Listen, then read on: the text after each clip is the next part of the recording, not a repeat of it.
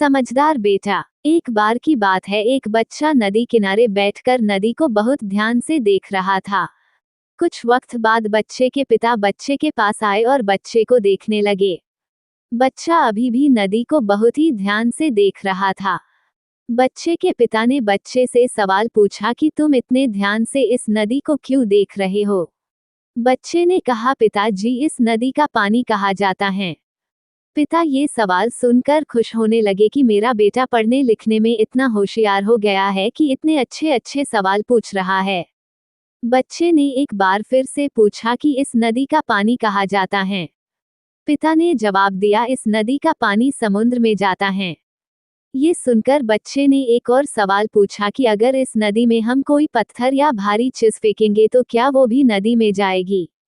पिता ये सुनकर और भी ज्यादा खुश होता है कि मेरा बेटा तो बहुत ही समझदार हो गया है। बच्चे ने एक बार फिर से पूछा है कि अगर इस नदी में हम कोई पत्थर या भारी चीज फेंकेंगे तो क्या वो भी नदी में जाएगी? पिता जवाब देते हैं कि अभी नदी के पानी का बहाव बहुत तेज, इसलिए इसमें डाली हुई कोई भी चीज बहुत ही जल्दी समुद्र में चली जाएगी। ये सुनकर बेटा बोलता है कि तब तो हमें समुद्र में जल्दी जाना होगा। पिता पूछते हैं, क्यों?